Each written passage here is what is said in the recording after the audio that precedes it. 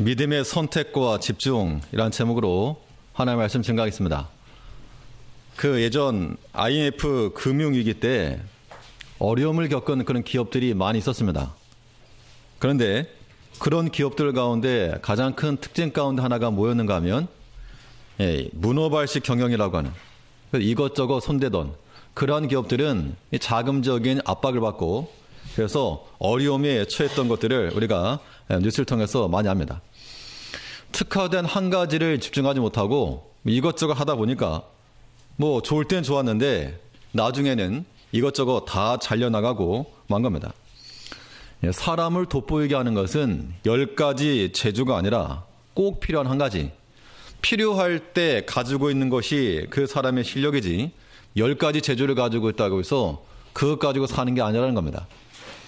이 믿음의 영역에서도 마찬가지인데 우리가 하나님께 특화된 삶을 살아가야 됩니다.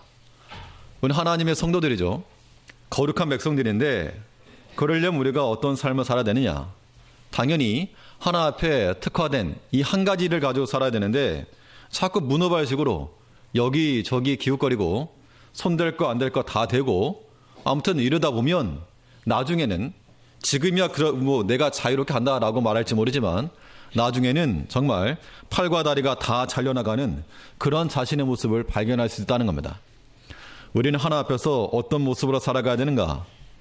문어발식으로 살지 마시고 하나 앞에 특화된 한 가지, 가장 좋은 한 가지, 그것을 택할 줄 알아야 한다는 겁니다. 예수님께서 마르다와 마리아 가정에 가셨을 때 이 마르다가 일하느라고 분주했을 때 한 겁니다. 예수님께 쟤 좀 내보내서 같이 좀 일 좀 하게 하라고. 근데 예수님께서 하셨던 말씀이 몇 가지만 하든지 혹 한 가지만 하든지 그걸로 족하다. 마리아니 좋은 편을 택하였으니 빼앗기지 아니하리라. 세상에 있는 거 우리가 다 가지고 가지 못하는데 그 중에서 가장 좋은 거 한 가지 택할 줄 알아야 한다는 겁니다. 그러면 택하려면 무엇이 중요한 건지, 왜 택해야 되는 건지 그것을 우리가 알아야 되는데 당연히 우리는 믿음으로 선택을 하고 믿음으로 선택한 것에 집중해야 한다는 겁니다. 그러면 이 믿음으로 선택하고 집중하기 위해서 우리가 어떤 사전적인 지식들을 알고 있어야 되는가? 어떤 전제 조건을 가지고 있어야지만이 믿음의 선택이 가능하겠는가? 본 말씀을 통해서 살펴보겠습니다. 먼저는 이 십자가의 의미를 명확히 알고 있어야 우리가 믿음으로 선택을 하고 그 믿음의 일에 집중할 수 있다는 겁니다. 무엇을 명확히 알아야 한다고요? 십자가의 의미가 무엇인지를 우리가 명확히 알게만 한다면, 몰라서 그렇지 정말 그 십자가가 나에게 어떤 의미인가, 내 인생 가운데서 무엇인가만 우리가 명확히만 알면 우리는 다른 걸음 걸어갈 틈도 없고 이유도 없고 또 그걸 깨닫지도 못한다는 겁니다. 십자가라고 하는 것은 그리스도의 고난과 부활에 참여할 수 있는 유일한 길입니다. 십자가는 우리가 주님이 당하셨던 그 고난, 주님이 경험하셨던 부활의 영광, 이것을 경험할 수 있는 유일한 길이기 때문에 우리가 주와 함께 하려면 반드시 이 십자가라고 하는 것을 우리가 통과해야 한다는 겁니다. 우리 10절 말씀을 보시면 빌립보 3장 10절, 내가 그리스도와 그 부활의 권능과 그 고난에 참여함을 알려하여 그의 죽으심을 본받아 어찌하든지 죽은 자 가운데서 부활에 이르려 하노니. 어찌하든지 죽은 자 가운데서 부활에 이르겠다.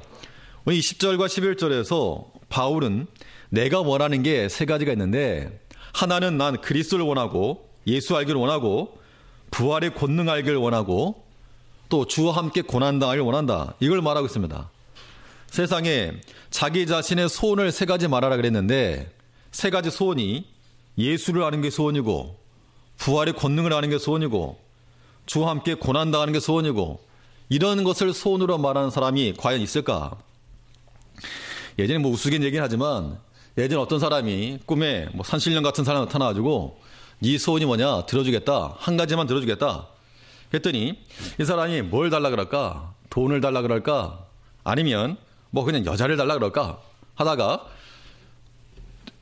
앞으로 열을 셀 땐가 얘기해라. 그래서 10, 9, 8 여기 다가오니까 급하게 돈 이랬다며. 돈 하려다 보니까 또 아쉬운 거예요. 그래서 돈 하다가 그 틈머리에 여자? 그랬더니 웬 돈 여자가 와가지고 우리가 세상적인 관점에서 무엇인가를 선택한다 했을 때 우리는 아마 대부분 다일 겁니다.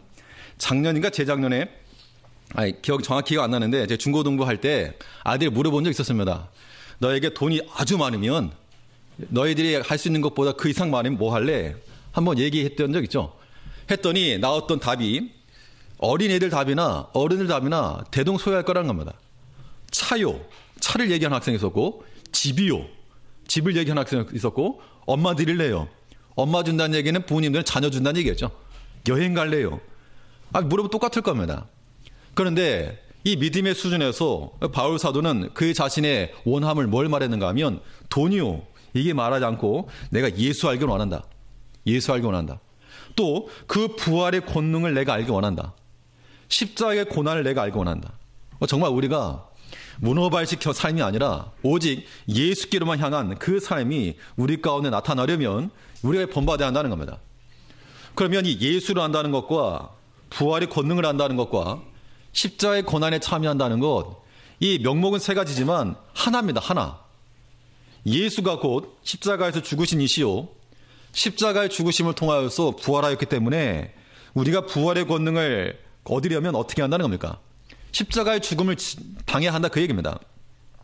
주와 함께 살고 죽으심을 본받아 십자가에서 죽음을 함께 경험할 때야만이 이 그리스도의 부활을 우리가 본받을 수 있는 거죠. 우리 10절 다시 보시면 한번 10절 같이 읽어보겠습니다. 10절과 11절 같이 읽어보겠습니다. 시작.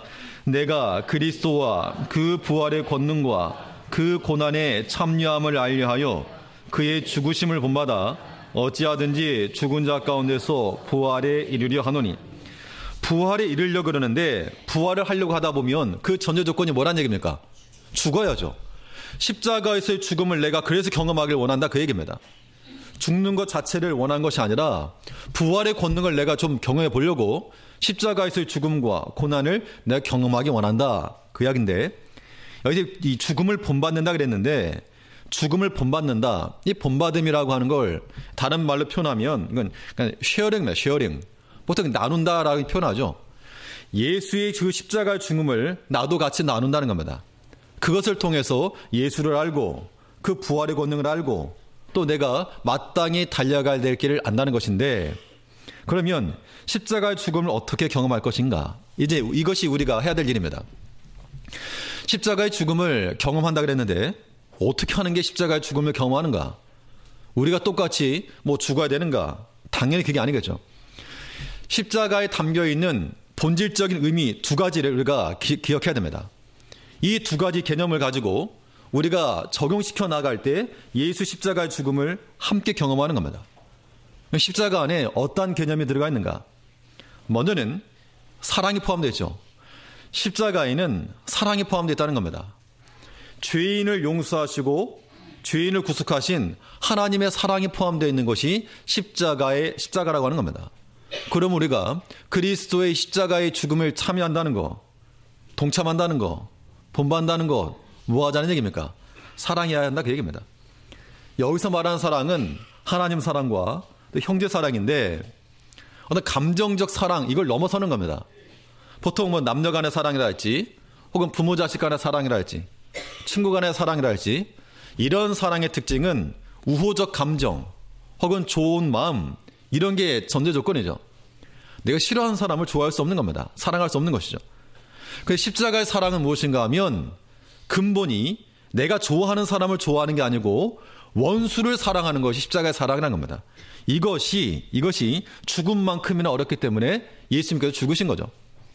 우리가 십자가의 사랑을 본받는다라고 하는 것도 이겁니다. 용서하지 못할 사람을 용서하는 거, 이것이 우리가 십자가를 경험하는 거다. 아무튼 그것만 기억하셔야 됩니다. 하나님과 우리 사이가 죄로 말미암아 원수가 되었는데 원수는 용서할 수가 없죠. 원수는 갚아야지. 이것이 보통 우리의 마음이라는 겁니다. 사람 살다 보면 관계가 항상 좋을 수만도 없고 또 나에게 안 좋은 것을 우리가 기억하고 있죠. 그리고 어떻게 해서든지 좀 갚고 싶은 것이 사람의 마음이라는 겁니다. 그러나 하나님께서는 우리의 죄에 대해서 널 그 죄 졌지? 예전에 너 나 그렇게 얘기했지? 그런 말 했지? 그때 이 말씀 어겼지? 하나하나 다 기억해내지 않으시고 다 덮어주셨다는 겁니다. 그리스도의 피로 말미암아 십자가로서. 이제 우리가 이 십자가를 가지고 나간다 할 때, 십자가를 본받는다라고 하는 것은 우리도 마찬가지입니다. 사람들이 내게 잘못한 거 들춰내려고 하면 왜 없겠습니까? 나만, 저 사람만 있는 게 아니라 나도 있는 겁니다. 내가 들춰내면 저 사람 날 들춰내겠죠. 그러다 보면 이것은 그리스도의 사랑이라고 하는 것이 없어지고 마는 겁니다. 우리 개인적인 모든 영역이 그러하지만 특히 하나님의 교회에서는 더욱 그러한 겁니다. 오직 우리가 하나님과 원수 되었을 때 우리를 사랑하시고 우리를 용서하신 그 하나님의 사랑을 아는 거, 이게 우리에게 중요한 겁니다.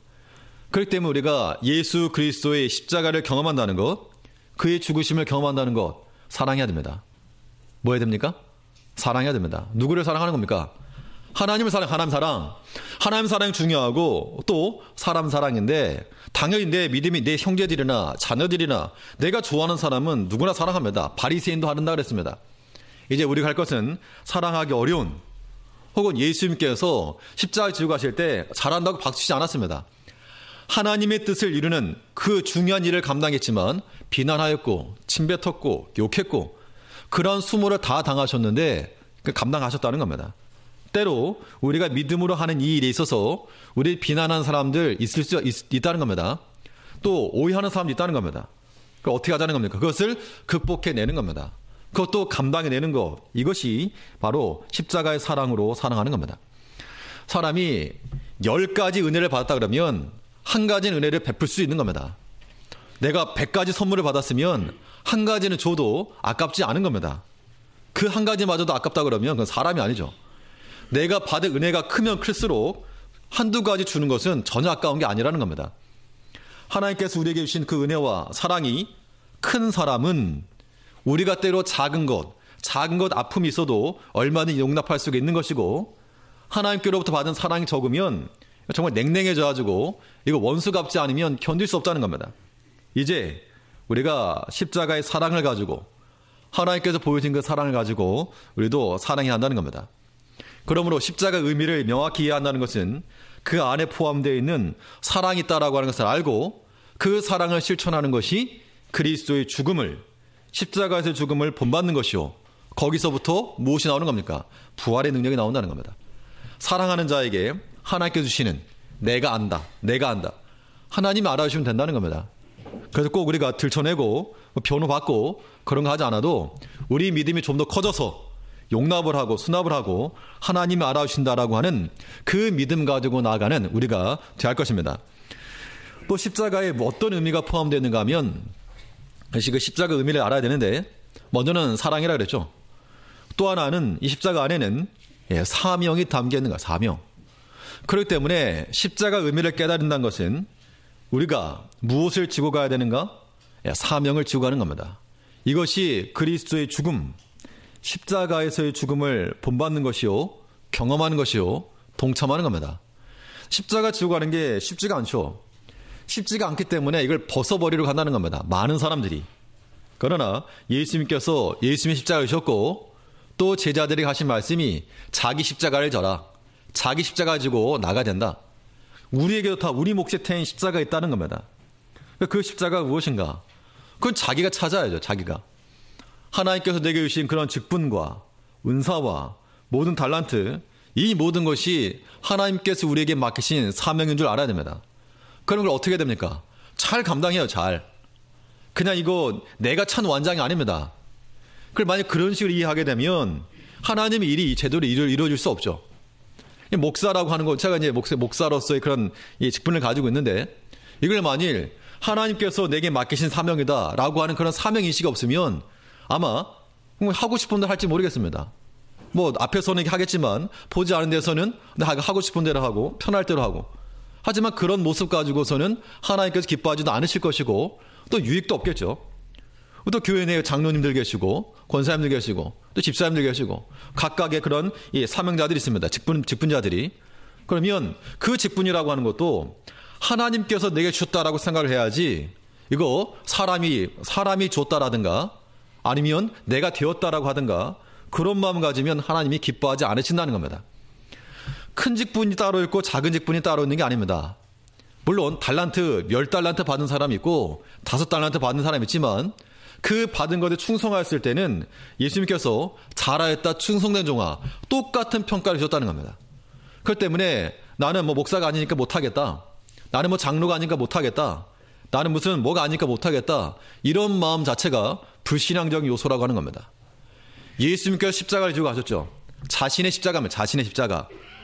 우리에게는 우리가 지고 가야 될 십자가가 있는데 그것을 우리가 지고 가야 됩니다. 하나님께서 내게 마음 주신 거, 이걸 내가 감당해야 되겠다, 그 마음 주신 거 그걸 소멸시키지 말고 끝까지 잘 감당하셔야 됩니다. 바울은 말하기를 전에 내게 유익하던 게 있었는데, 전에 십자가를 알기 이전에 내게 유익하던 거, 자랑하던 거 있었는데 이제 내가 그거 자랑하지 않는다. 왜 자랑하지 않는가? 더 좋은 거 있으니까. 내가 예수 십자가가 무엇인지를 내가 명확히 알았기 때문에 예전에 그렇게 자랑하던 것, 또 다른 사람들이 자랑하는 것, 나는 그것을 도리어 배설물로 여긴다라고 말했다는 겁니다. 이제 우리가 이런 마음을 가져야 될 겁니다. 십자가를 진다는 것, 십자가를 지고 간다는 것, 하나님을 사랑하는 것이요, 하나님께서 맡기신 직분, 사명 잘 감당하는 겁니다. 그러면 사명 감당하는 것 중에서 제일 중요한 게 무엇인가? 제일 중요한 거는 당연히 하나님과의 관계가 제일 중요하죠. 그렇기 때문에 이 공적 예배에 참석하는 거, 이건 무엇보다도 사명 감당하는 것이고, 피곤하다고 해서 안 나올 수 있지만 제가 피곤하니까 오늘 저 안 나올랍니다 그러면 곤란하죠. 자리가 공백이 생기니까 각자 한 사람 한 사람이 그 위치가 자기 위치입니다. 하나님께서 세워놓으신, 너 여기서 이거 해라. 그 예전에 그 성막이 있을 때 레위 자손들이 이 제사장 직분을 감당했는데, 근데 모든 사람이 다 그런 제사장 역할을 한 게 아니고, 거기서 양을 잡아서 드리는 그런 제사장도 있었고, 대제사장도 있었고, 하다못해 다른 레위 지파긴 하지만 그냥 성막 옮기는 그릇, 하다못해 무슨 불쏘시개 들고 다니는 그런 짐꾼 같은 역할 하는 사람도 많았다는 겁니다. 그때 고라라고 하는 사람이 모세에게 대든 거죠. 니만 제사장이냐? 그렇게 하다가 그 고라 편에 섰던 사람들, 하나님께서 맡기신 이 일을 경히 여기고 그들 귀히 여기지 않고 인간적 눈 가지고 사람들의 눈에 보이는 거 그걸 좋게 보이고 그게 큰 것으로 알고 자기가 맡은 일은 천하게 여기고 이 사명은 가지고 하지 않았던 그들을, 그 일당들을 하나님께서 땅으로 하여금 입을 벌려서 삼켜버리게 하셨다는 겁니다. 이제 하나님께서 우리에게 맡기신 거 작은 일이라고 멸시하지 않아야 됩니다. 우리 교사 선생님들 계시는데 우리 아이들에게도 하나님의 말씀 전하실 때 반드시 기도하는 마음으로, 사랑하는 마음을 전하셔야 됩니다. 애들이 모르죠. 애들이 뭘 알까? 당연히 모를 겁니다. 모를 거라고 해서 그런 마음 가져버리면 하나님이 기뻐하지 않으시는 겁니다. 우리가 찬송으로 영광을 돌린다 하는 것도 내가 노래를 잘하니까 하나님께 그걸 기뻐하지 않으신다는 겁니다. 하나님을 사랑하고 참으로 하나님 앞에 귀한 영광을 돌리고자 하는 마음, 성도들에게 감동을 끼치고자 하는 마음, 그 마음으로 하는 것과 그냥 하는 것은 틀리다는 겁니다. 봉사하는 것도 마찬가지입니다. 아유, 시간 없는데 나와서 나보고 하라 그러네? 사람이 없으니까 어쩔 수 없네? 이런 마음 말고, 하나님 내가 건강 줬으니까 내 수족을 움직일 수 있으니까 할 수 있다는 겁니다. 그런 마음 가지셔야지. 그래? 그럼 어디 가면 병상에 한번 누워볼래? 하나님께서 그러면 우리 아니요라고 말할지도 모릅니다. 아무튼 우리에게 일할 수 있는 환경 주시고 건강 주신 거 그거 감사 여기고 마지막까지 끝까지 주일 감당해낼 수 있는 십자가를 지고 간다는 거 사명 감당하는 겁니다. 여기서 열애되신 분 아무도 없습니다. 저는 안 합니다.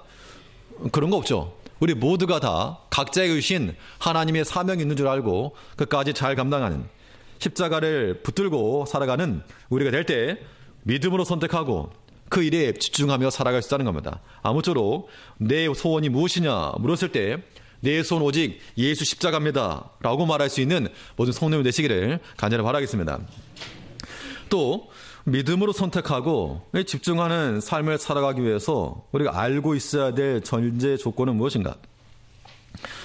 두 번째로 생각해 볼 수 있는 것은 자신의 영적 상태를 우리가 알고 있어야 됩니다. 자신의 영적 상태를 아는 사람은 이 정도라고 하는 함정에서부터 벗어날 수 있는 겁니다. 사람이 자기가 좀 잘한다, 좀 됐다, 이런 생각을 가지면 교만하게 되어 있습니다. 그런데 나 정말 실력이 안 되는구나. 내가 좀 잘하는 줄 알았는데 나보다 더 잘하는 사람 앞에 가게 되면 자신의 부족함이 드러나죠. 그럼 거기서부터 겸손해지는 겁니다. 내가 잘하는 줄 알았는데 안 되는구나. 거기서부터 이제 진짜 실력이 나타나는 겁니다. 우리가 하나님 앞에서 내 이 정도면 됐지. 이 정도 신앙이면 됐지. 나만큼만 믿으라 그래. 아마 다들 그런 마음들을 가지고 계실지 몰라도 그런 마음 가지고 있는 것 자체가 이미 교만이라는 겁니다. 12절 말씀 보시면 오늘 빌립보 3장 12절에서 내가 이미 얻었다 함도 아니요 온전히 이루었다 함도 아니라 오직 내가 그리스도 예수께 잡힌 바 된 그것을 잡으려고 쫓아가노라. 사람이 자신에 대해서 지나치게 관대하게 되면 객관적인 시각에서 자신을 보기 어렵다는 겁니다. 자기는 다 좋아 보이고 자기와 관련된 것은 다 괜찮아 보이는데 우리가 좀 더 객관적인 시각에서 바라봐야 됩니다. 좀 더 삼자적 입장, 다른 사람 입장에서 나를 바라보게 되면 내가 그동안 알지 못하였던 것, 보지 못하였던 것들을 볼 수 있다는 겁니다. 지난주 우리 고성호 목사님 오셔서 말씀 증거하실 때 저는 설교하는 사람이니까 설교만 하다가 또 앉아서 말씀 듣다 보니 또 설교자의 모습이 어때야 되는지, 또 무엇이 필요한 것인지 배우기도 하고 깨닫기도 하고, 또 우리가 내가 잘한다고만 생각하지 마시고 다른 사람 입장에서 한번 생각해 볼 필요가 있다는 겁니다. 그런 사람이 나 정도는 되었다, 이 정도 되었다 라고 하는 거 벗어날 수 있는 겁니다. 사람이 자신의 부족함을 깨달아야 됩니다. 부족함을 안다는 게 자존감을 떨어뜨려야 이런 얘기는 아니죠. 자존감이 있어야 됩니다. 자존감을 있되 자기 자신의 부족함을 알고 항상 배우려는 자세를 가지고 또 다른 사람을 더 낮게 여길 줄 알고 다른 사람 하는 말도 좀 들을 수 있어야지 자기 말만 하는 사람이 있다는 겁니다. 만일 내 주위에 자기 말만 하는 사람이 있으면 어떻습니까? 상당히 피곤하죠. 같이 가야 되는데 내가 한마디 했으면 저기도 한번 들어주고 그래야지 자기만 옳고 자기만 알고 자기만 잘한다고 계속 말해대면 피곤해서 같이 가기 어려운 겁니다. 우린 공동체입니다. 공동체. 신앙 공동체이므로 사실 자기 할 말 하라 그러면 다 하죠. 한마디씩. 우리는 그렇게 한마디씩 하는 게 아니라 내 한마디를 줄이고 오직 예수께서 말씀하신 바가 무엇인지를 맞춰가는 겁니다. 그러므로 내 자신이 다 부족함을 알고 깨달아야 됩니다. 자랑할 게 없는 겁니다. 자기 자신을 알면. 그렇기 때문에 우리가 그런 사람이 겸손한 거죠. 계시록 3장 17절에 보면 이 라오디게아 교회에 관한 그 말씀인데 라오디게아 교회의 특징이 뭐였는가 하면 좀 부유했답니다. 좀 부유하고 또 이렇게 사업하는 사람이 많았는지 좀 돈도 좀 있었고, 그러니까 사람들이 어떤 마음을 갖는가 하면 나 정도면 됐지, 이 정도면 됐지.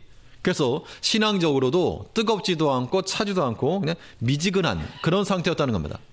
그때 예수님께서, 부활하신 주님께서 사도 요한을 통해서 하신 말씀이 무엇인가? 내가 말하기를 나는 부자라 부유하여 부족한 것이 없다 하나 내 곤고한 것과 가련한 것과 가난한 것과 눈먼 것과 벌거벗은 것을 알지 못하도다. 내 스스로 말하기를 나는 부자다, 난 부유하다, 부족한 것이 없다, 그렇게 말하는데 실상 네가 참 공고한 사람이다, 부족한 사람이다, 눈이 멀었고 벌거벗었고, 자기 자신이 벌거벗은 것을 깨닫지 못하면 그걸 깨달아서 얼마나 수치스럽겠습니까? 마치 우리가 이 자기 자신의 영적 상태를 살필 때 다른 사람에게 그러면 자랑할 게 없다, 자존감을 가져야 되는 건 맞지만 다른 사람에게 자랑할 것은 없다, 이런 마음 갖는 거, 이것이 중요하다는 겁니다. 우리가 할 수 있는 거 한 가지 했다고 해서 끝이 아닙니다. 그 다음 단계가 있는 거 알아야 됩니다. 아이들이 집에 와가지고 막 놀기만 합니다. 그러면 왜 놀기만 하냐고?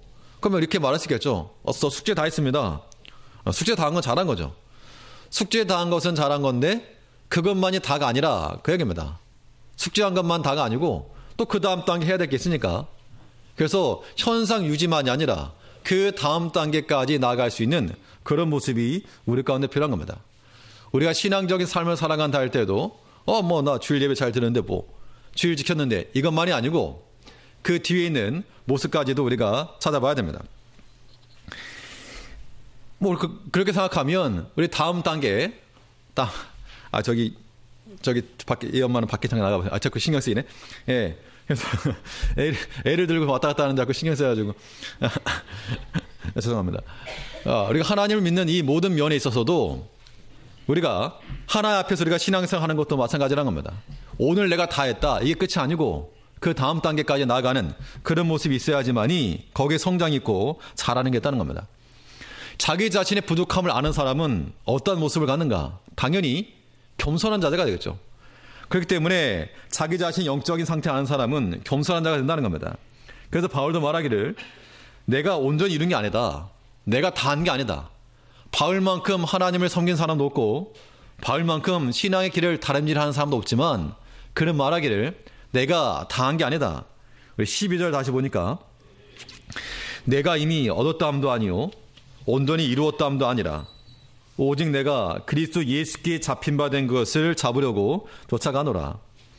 내 인생의 중심이 내가 아니라 주께서 중심이라는 것을 깨달아야지만이 믿음으로 행하고 지속할 수 있다는 겁니다.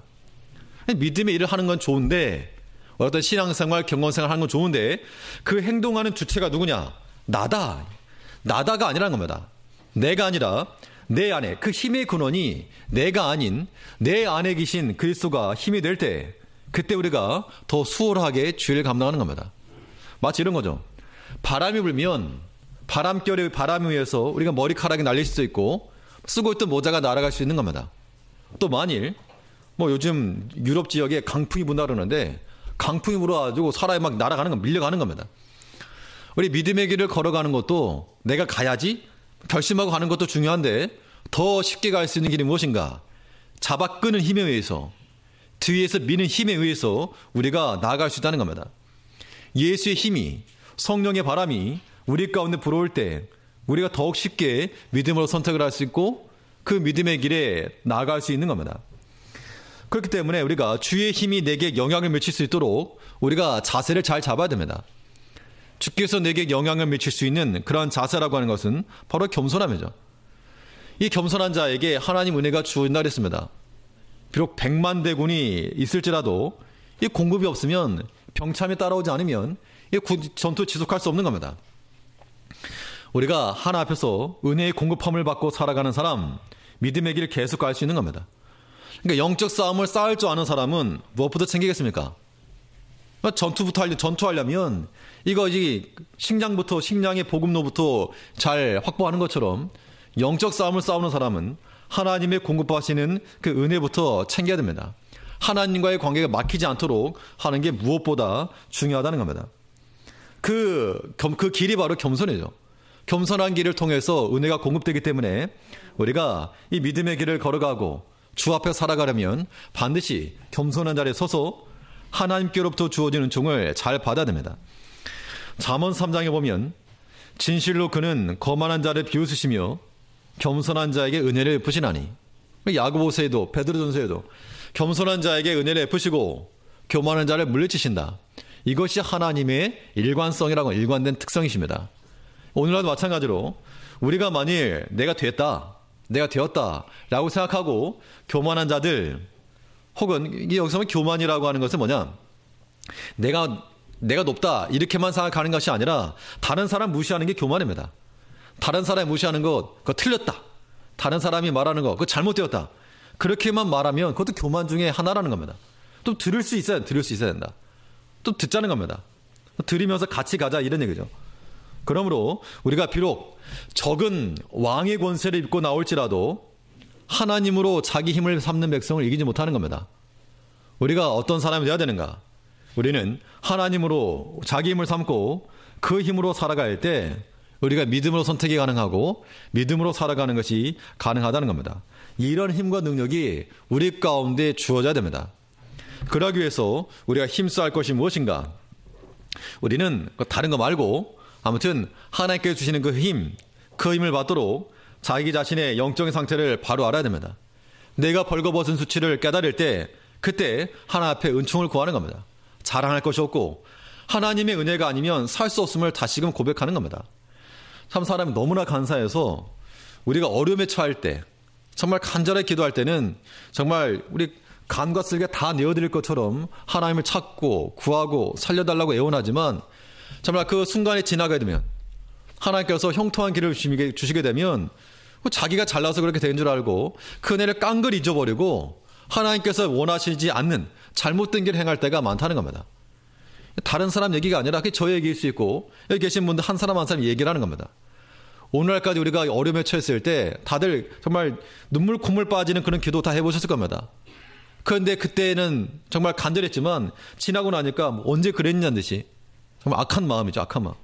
우리가 그런 은혜를 배반하는 자가 되지 아니하도록 언제나 우리 자신을 살펴서 정말 하나님 은총 아니면 나도 살 수 없고 내 자녀들도 살 수 없고 우리 가정도 살 수 없고 교회도 살 수 없고 나라도 살 수 없고 이러한 것을 깨닫는 사람이 끝까지 지속적으로 믿음 안에 거할 수가 있고 하나님 앞에 엎드릴 수 있다는 겁니다. 아무쪼록 내가 가진 것이 많지 않고 배운 것이 없고 그럴지라도 하나님께로부터 주어지는 그 은총과 은혜의 풍성함으로 살아갈 수 있도록 항상 낮은 자리에 서서 항상 겸손하게 하나님의 은혜를 공급받는 주의 백성들 되어야 될 줄 압니다. 마지막으로 우리가 믿음으로 선택을 하고 또 그 선택에 집중할 수 있기 위해서 무엇을 알고 있어야 되는가? 첫째는 이 버려도 될 것이 무엇인지를 알아야 됩니다. 버려도 될 것이 무엇인가? 우리가 살아가면서 다 가지고 가지 못합니다. 무작위 세상에 있는 거 다 짊어지고 가지 못하고 필요한 것만 가져가야 되는데 무엇을 택할 것인가? 버려야 될 것을 아는 것이 선택하는 기준이라는 겁니다. 버린다는 것은 가치가 비교될 때, 가치 비교가 이루어질 때 버릴 수가 있는 겁니다. 있어야 될 것과 또 없어도 될 것을 구별하는 것이 실력이고 능력입니다. 13절 말씀 보시면 형제들아 나는 아직 내가 잡은 줄로 여기지 아니하고 오직 한 일, 즉 뒤에 있는 것을 잊어버리고 앞에 있는 것을 잡으려고 한 가지 일, 원띵입니다. 한 가지 일, 그 한 가지를 내가 취하는데 그것을 위해서, 그건 당연히 예수 그리스도죠. 표대 대신 예수인데 그 한 가지 일을 내가 얻기 위해서 지나간 것을 내가 잊어버렸단 말은 바꿔 말하면 내 버렸고 앞에 있는 것을 잡으려고 내가 취해야 될 것, 꼭 필요한 것을 잡고 나간다. 그 이야기를 하고 있는 겁니다. 한 가지 일, 예수 그리스도를 아는 그 일을 위해서 나머지 다 버린 겁니다. 재물과도 비교할 수 없고 명예와도 비교가 안 되는 그런 가치를 예수 안에서 발견했기 때문에 그가 자랑스러워하던 것들 미련 없이 버릴 수가 있었다는 겁니다. 이것저 한가득 쌓아놓고 사는 그런 인생이 복된 것만이 아니라는 겁니다. 하나님께서 이 광야 백성들을 인도하실 때 왜 매일같이 만나를 먹게 하셨는가? 우리 생각에는 우리가 매일같이 먹으면 얼마나 고생입니까?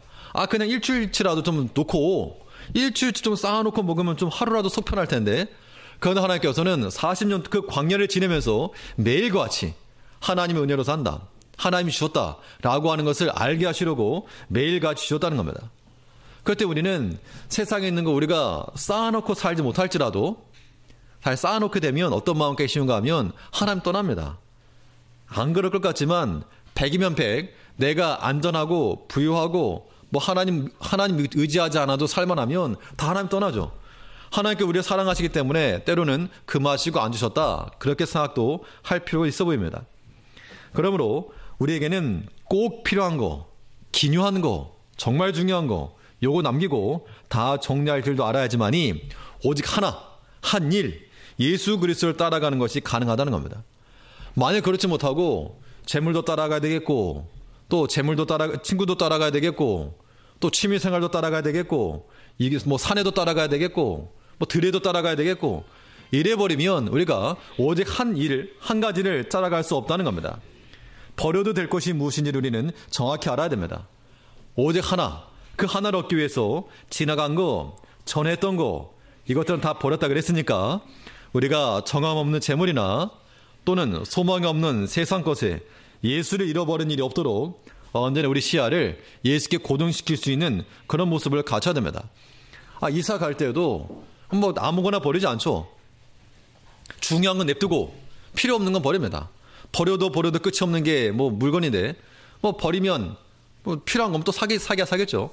아무튼 쓸데없는 거 잔뜩 짊어지고 산다고 해서 그걸 복되다라고 말하지 않습니다. 쓰레기는 버리는 것이 지혜입니다. 우리 삶 가운데서 예수 십자가와 비교했을 때 이거 가치가 안 된다 라고 하는 것은 얼마든지 내려놓을 줄 아는 것, 그래야지만 우리가 믿음으로 선택하고 집중할 수 있다는 겁니다. 이런 모습이 우리에게 이루어지려면 장차 되어질 일이 무엇인지 봐야 됩니다.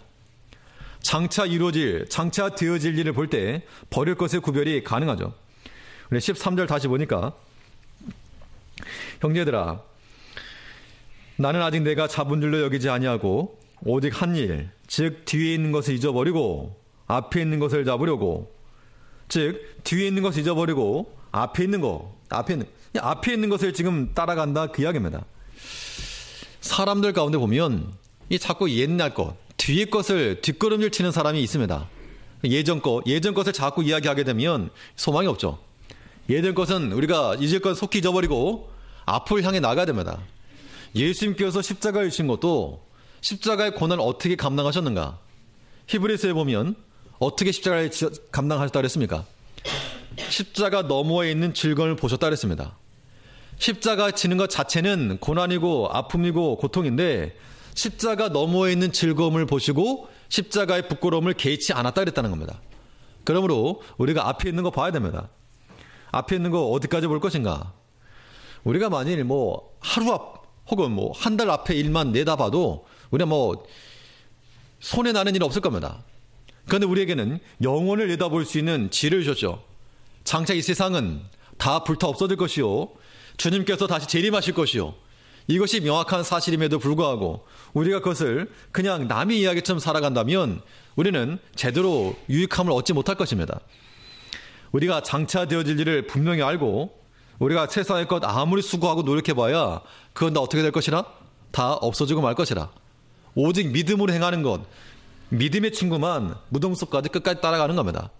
하나님께서 우리에게 세우신 그 자리에서 우리에게 주신 모든 은혜를 가지고 그 직분과 사명을 가지고 끝까지 앞으로 장차 되어질 일, 하나님 나라를 위하여서 또 성도로서의 부르심과 그 재능을 위하여서 우리가 살아간다는 겁니다. 14절을 보시면 표대를 향하여 그리스도 예수 안에서 하나님이 위에서 부르신 부름의 상을 위하여 차가노라. 이것은 과거 지향적 삶이 아니라 내가 예전에 어떤 사람이었다 그 얘기를 하고 있는 것이 아니라 나는 앞을 향해 나간다. 부르심의 부름의 상을 위하여, 위에서 부르신 부름의 상을 위하여 쫓아가노라. 하나님께서 우리에게 어떠한 상을 주실 것인가? 그 상이라고 하는 것이 무엇인지 우리가 지금 가늠할 수 없으나 분명한 것은 이 믿음의 수고, 믿음의 헌신, 믿음으로 드려지는 것들이 절대 땅에 떨어지지 않았을 거라고 하는 겁니다. 그것만은 분명합니다. 그 믿음이 있어야지 우리가 봉사하는 겁니다. 그 믿음이 있어야 우리가 주 앞에 얼마든지 드릴 수 있다는 겁니다. 하나 앞에 드리는 것이 손해난다. 이래버리면 우리가 절대 주머니 닫아버리죠. 그런데 하나 앞에 힘써 바치면 꼭 돈만을 얘기하지 않습니다. 하나 앞에 우리가 힘써 행하는 모든 것들이, 믿음으로 행하는 것들이 절대 땅에 떨어지지 않는다. 하나님 나라에 쌓인다라고 하는 생각을 가지게 되면 사실 이런 것도 얼마든지 경험상으로 우리가 경험해야 됩니다. 하나님께 채우신다. 내가 하나 앞에 수고했는데 하나님께 2개를 채우신다. 이런 경험이 있으면 얼마든지 우리가 주를 위해서 쓰일 수 있다는 겁니다. 이런 모습이 우리 가운데 있어야 한다는 겁니다. 버려도 될 것인데 그 버리는 것이 없어지는 것이 아니라 주 앞에 드려질 수 있도록 하나님 나라에 버리라는 겁니다. 또 버릴 것의 구별이 가능하려면 자신이 해야 될 일이 무엇인지를 우리가 알아야 한다는 겁니다. 자신이 할 일이 무엇인지 알면 내가 하지 않아도 될 일이 무엇인지 알기 때문에 분별해낼 수 있는 겁니다. 학생들 가운데도 자기 자신이 뭘 해야 될지 분명히 아는 학생들은 이것저것 안 합니다. 그런데 시험을 봐야 되겠는데 국어 공부하려고 하니 수학도 해야 되겠고, 수학 공부를 하려고 하니 영어도 해야 되겠고, 영어 하려고 하니 과학도 해야 되겠고, 그러다 이것저것 하다가 뒤적뒤적 하다가 아무것도 못한다는 겁니다. 자기가 해야 될 것을 명확히 할 줄 아는 사람은 하나에 집중할 줄 아는 거. 우리가 무엇에 집중해야 되겠습니까? 우리 믿음의 길에서. 지난주에 우리 목사님께서 성가대 이렇게 쳐다보시고 하시던데 참 좋아 보였습니다. 그래서 한번 쳐다볼 테니까. 네. 무엇에 집중해야 됩니까? 예수에 집중해요. 예수의 일에 집중해야 되겠는데 내가 해야 될 일이 무엇인지 명확히 알면 다른 거 말고 다 예배 드려야 되겠다. 명확히 알면 다른 것에 유혹과 미혹이 있어도 예배 드리겠죠. 나 기도해야 되겠다. 기도해야 될 걸 명확히 알면 어떤 여러 가지 방해하고 또 장애가 되는 것들 넘어갈 수 있다는 겁니다. 이 시간에 그날 내가 봉사해야 되겠다. 명확히 알면 다른 미혹의 손길들, 산에 가자, 들에 가자 얼마든지 커트할 수 있다는 겁니다. 우리가 주 안에서 주께서 맡기신 그 한 가지 일을 감당해 나갈 수 있도록 내가 해야 될 일이 무엇인지 명확히 알아야 됩니다. 그러한 설정은 개인적으로 해야 하는 겁니다. 흔히 하는 그런 비유이긴 하지만 바다에 배가 있는데 이리저리 다닌다고 해서 좋은 게 아니고 어디로 가야 될지 정확한 목표가 있고 거길 향해 나아가면 항해하는 것이고, 그렇지 않으면 가끔 뉴스에 나오는 것처럼 동해상에서 북한의 목선이 발견되었다, 시체로 발견되었다, 그냥 떠돌기만 하게 되면 그냥 표류하는 겁니다. 우리가 표류하는 인생이 아니라 주를 향하여서 항해할 수 있어야 되겠죠. 때로는 거친 파도가 와도 우리가 뚫고 나갈 수 있는 이유는 주를 향한 표대 대신 예수를 향하여 나가기 때문이라고 하는 겁니다. 바울은 말하기를 자기 자신 해야 될 일, 목표를 명확히 설정한 겁니다. 14절 보시면, 우리 14절 한번 같이 읽어보시겠습니다. 14절 시작. 표대를 향하여 그리스도 예수 안에서 하나님이 위에서 부르신 부름의 상을 위하여 쫓아가노라. 바울이 그 인생을 살아가면서 분명 자기도 물질이 필요했고 사람의 관심도 필요했을 겁니다. 그러나 그가 취할 수 있는 것, 육신의 것 택하지 않고 오직 믿음의 일을 택했습니다. 왜? 거기에 자기 자신의 인생을 건 겁니다.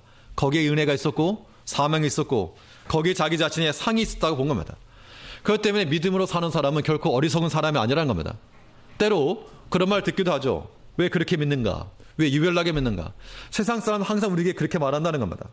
그러나 우리는 그것이 유별난 것도 아니고 손해날 일도 아닌 우리의 상을 위해서, 유익을 위해서 믿는 지극히 현실적인 그런 감각이 있을 때 믿음으로 살아갈 수 있다고 하는 겁니다.